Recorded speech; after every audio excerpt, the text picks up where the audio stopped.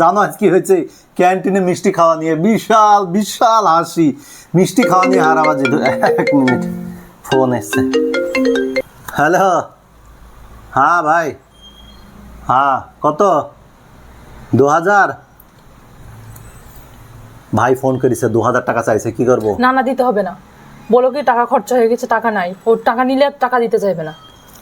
Hello, হ্যাঁ নাই নাই টাকা, এই মাসে বেশি খরচ হয়ে গেছে, যা বেতন এসেছিল প্রায় খরচ হয়ে গেছে।